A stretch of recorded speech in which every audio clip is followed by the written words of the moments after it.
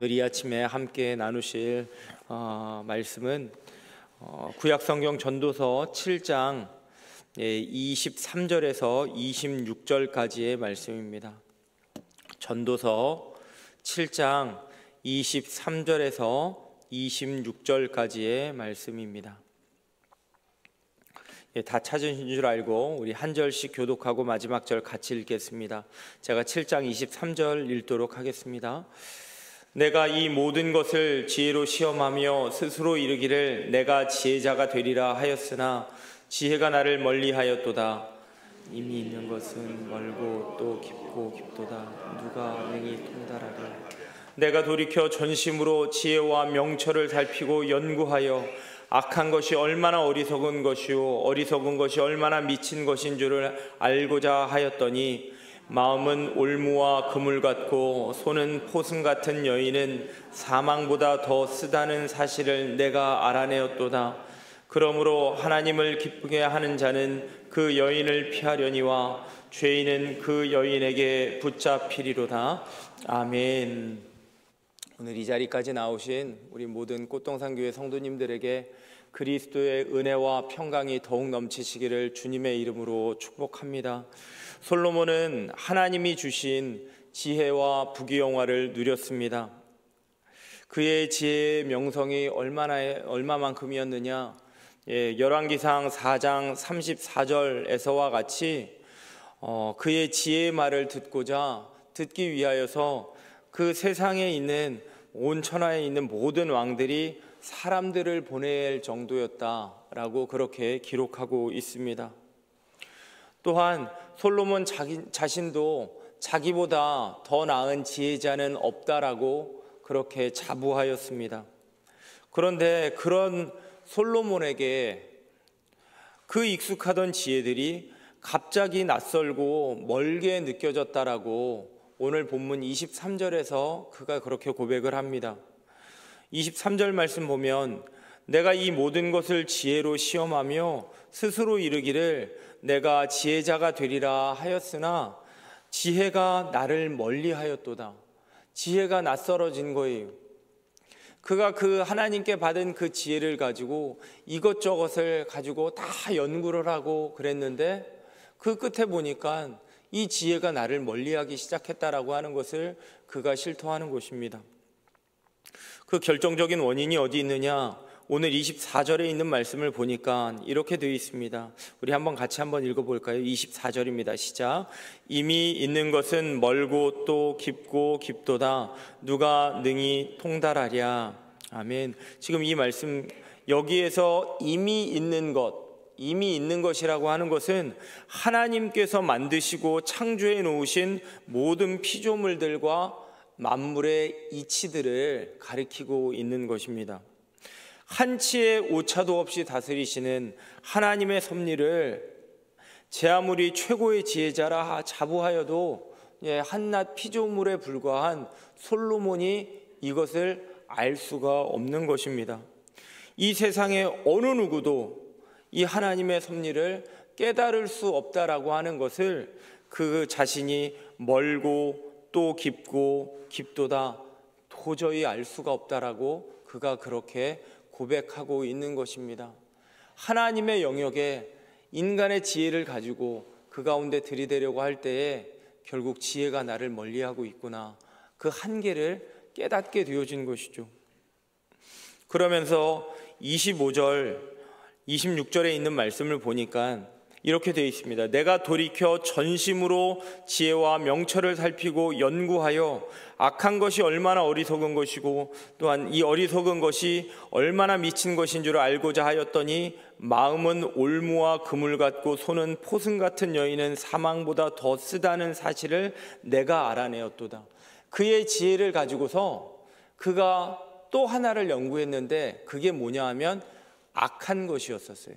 악한 것과 어리석은 것을 가지고 하나님께서 주시는 그 지혜를 가지고 총력을 다해서 그가 그것을 연구했습니다. 열왕기상 11장에 보면은 솔로몬 왕이 바로의 딸 외에 수많은 이방 여인을 사랑함으로 후궁과 첩으로 맞이하였고, 또한 그뿐만 아니라 그 여인들뿐만 아니라 그 여인들이 섬기는 이방신, 그리고 그들의 숭배하는 그 모든 것들을 다 수용했다라고 그렇게 이 열왕기상의 기자는 그렇게 기록을 하고 있습니다. 그가 연구하고 악한 것에 대하여서 연구하였을 때 그 끄트머리에 있는 게 누구냐면 바로 자기 자신을 발견하는 거예요. 그러면서 그 자신이 사랑하였었던, 자신이 따르려고 하였었던 여인, 단순히 여인만 얘기하는 것이 아니라 그 이방신, 우상 숭배하는 그 모든 것들을 다 그가 가운데 포괄적으로 얘기하고 있는데, 그 여인에 대하여서 뭐라고 얘기하느냐 하면 마음은 올무와 그물 같고 손은 포승 같은 여인이라고 표현하면서 그 여인은 사망보다 더 쓰다는 사실을 내가 알게 되었다라고 하는 거죠.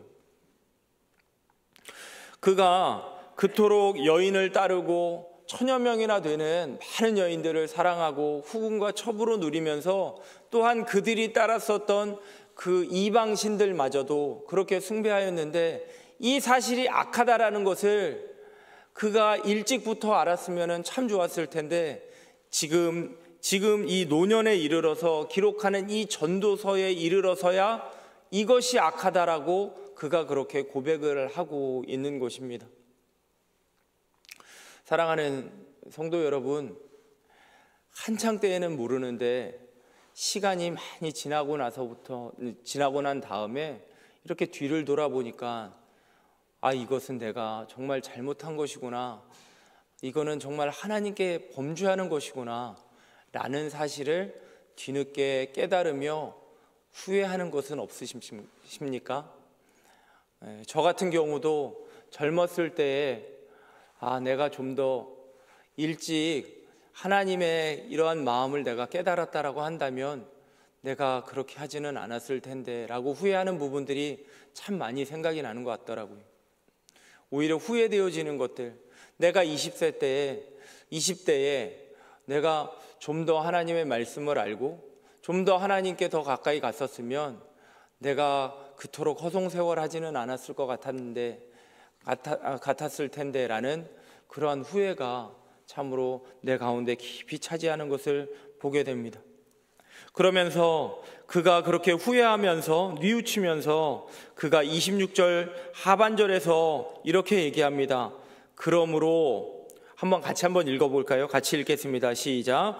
그러므로 하나님을 기쁘게 하는 자는 그 여인을 피하려니와 죄인은 그 여인에게 붙잡히리로다. 아멘. 자, 자기 자신을 놓고 봤었을 때 하나님을 기쁘게 하는 자는 여인을 피한다고 그랬어요. 여인을 피하는데 그 하나님을 기쁘게 하는 자의 반대말 뭐라고 얘기하고 있습니까? 죄인이라고 얘기합니다. 다시 말하여서 하나님을 기쁘게 하는 자의 반대말이니까 하나님을 노엽게 하는 자라고 얘기할 수 있겠죠. 하나님의 진노를 유발케 하는 그러한 자, 죄인이다. 근데 솔로몬은 어떠한 자였습니까? 그 여인을 피한 자였습니까? 그 여인에게 붙잡힌 바 된 자였습니까? 자기 자신을 죄인 안에 집어넣고 있는 거죠. 그러면서 깊이 후회하고 있는 것을 우리가 볼 수 있습니다. 그러면서 그가 나는 그 여인에게 붙잡힌 바 된 죄인이었다 라고 하는 것을, 그 악한 것을 연구하는 끝에 자기 자신을 발견하게 된 거예요. 그렇다면 어떻게 하면 이 여인에게, 이 포승줄과 같은 이 여인에게 벗어날 수 있느냐, 피할 수 있느냐에 대하여서 답을 하는데 뭐라고 얘기했습니까? 하나님을 기뻐하는 자가 여인을 피할 수 있다라고 그렇게 말하고 있습니다. 하나님을 기쁘게 하는 자가 그 여인을 피할 수 있다라고 얘기할 때에 이 하나님을 기쁘게 하는 자를 직역을 하게 되어지면 하나님의 면전에서 선한 자를 의미한다고 합니다. 하나님의 면전에서 선한 자, 하나님의 얼굴을 인식하고 하나님의 시선을 의식하면서 살아가는 자는 그렇게 살 수밖에 없는 거죠. 여인을 피하면서 살아갈 수밖에 없는 거예요. 왜? 하나님을 기쁘시게 해드려야 되니까. 하나님이 싫어하는 것을 내가 하면은 안 되는 것을 하나님의 시선, 나를 지금도 바라보고 있다는 것을 그는 의식하고 있기 때문에 하나님 앞에서 얼마든지 이 선한 삶을 살려고 발버둥을 친다라고 하는 거죠. 하나님을 기쁘시게 하는 자를 생각할 때 저는 노아가 갑자기 생각이 났어요. 노아에 대하여서 이 창세기 기자가 이렇게 소개를 하고 있습니다. 창세기 6장 9절에 보면 노아는 의인이요 당대의 완전한 자라 그는 하나님과 동행하였으며 라고 이렇게 고백합니다. 그가 의인이고 당대의 완전한 자일 수 있었던 이유가 뭘까요? 하나님과 동행하였기 때문에 그렇습니다. 그러면 그가 어떻게 하나님과 동행할 수 있었습니까? 8절에서 그걸 얘기하고 있죠. 그러나 노아는 여호와에게 은혜를 입었더라 라고 이렇게 얘기합니다. 그가 뭐를 해서가 아니라 하나님께 일방적으로 은혜를 입은 자였기 때문에 하나님과 동행할 수 있었고, 하나님과 동행하였기 때문에 그는 의인일 수 있었고, 그리고 그는 당대의 완전한 자일 수 있었다라고 하는 거죠. 근데 하나님께 여호와께 은혜를 입었더라 라고 하는 이 내용을 메시지 성경과 NIV 성경에서 각각 조금 다르게 해석하고 있는 것을 발견할 수 있었습니다. 메시지 성경에서는 이렇게 표현합니다. 그러나 노아만은 달랐습니다. 노아는 하나님의 눈에 쏙 들었습니다. 하나님의 눈 안에 노아가 들어와 있는 거예요. 그런데 NIV 성경에서는 이렇게 해석합니다. 노아는 여호와의 눈 안에서 은혜를 발견했습니다. 노아는 어떻게 했습니까? 여호와의 시선을 바라보며 그 눈 안에서 자기를 향한 하나님께서 나에게 호의를 베풀어 주시는 그 하나님의 은혜를 그 안에서 발견했다는 거죠. 다시 말해서 하나님은 노아를 보고 있었고 노아는 하나님을 바라보고 있었다라는 거예요. 하나님의 눈과 노아의 눈이 시선이 마주치고 있다. 즉 하나님과 그 노아가 얼굴을 마주하고 있었다라고 하는 거죠. 사랑하는 성도 여러분, 우리는 본질상 진노의 자녀였습니다. 하나님을 노엽게 하는 죄인입니다. 그런데 하나님의 그 크신, 그 긍휼히 여기시는 그 풍성한 사랑으로 인하여서 그리스도에 의하여서 우리를 구원하여 주셨고, 우리는 그 하나님의 은혜에 의하여서 하나님의 백성이요 하나님의 자녀가 되었습니다.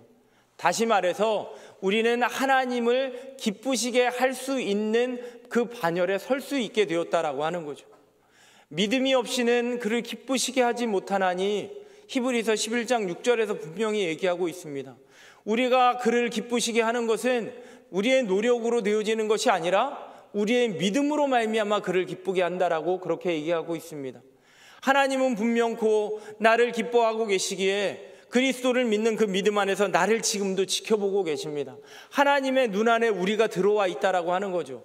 우리는 하나님의 면전 앞에 서 있는 자들입니다. 그렇다라고 한다면 우리는 어떻게 살아가야 할 것인가?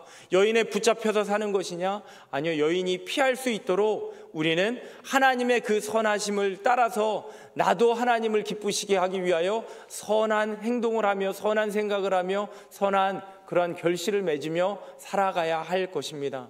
사랑하는 우리 성도 여러분, 오늘도 우리가 은혜 가운데에서 오늘이라고 하는 시간을 허락받고 하나님의 눈 안에 서 있는 우리들의 삶의 시간 가운데에서 하나님의 기뻐하심을 따라서 믿음으로 나아가고, 그리고 무엇보다 하나님을 바라보며 하나님을 기뻐하시는 그러한 마음의 생각과 그러한 믿음으로, 그러한 행동으로, 말로 오늘 하루를 채워가시는 우리 귀한 성도님들 되어지시길 주님의 이름으로 축복합니다.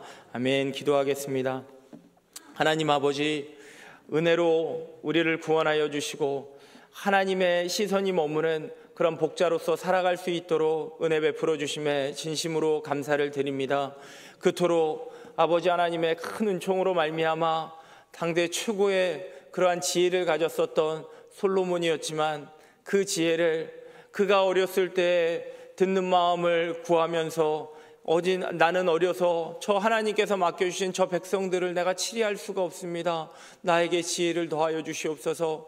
그렇게 순수하게 고백하였던 그 솔로몬이 하나님께서 거저 주신 그 지혜를 가지고 엉뚱한 것을 연구하면서 그 가운데 나아가는 그 모습을 발견하였을 때 그 끝에는 죄인된 자신의 모습밖에 없었음을 이렇게 발견하게 되는 것을 봅니다. 하나님 아버지, 하나님께서 나에게 주어주신 그 귀한 믿음 가지고 그 능력을 가지고서 아버지 하나님이여 하나님의 기뻐하심을 위하여서 사용되어지는 아버지 하나님, 그렇게 쓰임받는 우리 모두가 될 수 있도록 하나님께서 축복하여 주시옵소서. 하나님의 면전 앞에 서 있는 자라는 것을 꼭 깨닫게 하여 주시옵시고 그 앞에서 선한 열매를 맺는 우리 모두가 되게 하여 주시옵소서. 이 교회를 축복하여 주시고 하나님의 이 보좌 가운데 나아온 우리 성도님들을 기억하여 주시고 또한 우리 성도님들의 그 기도 가운데 응답하여 주시어서 아버지 하나님, 이전보다도 하나님과 친밀하고 하나님과 동행하는 우리 귀한 성도님들 되게 하여 주시옵소서.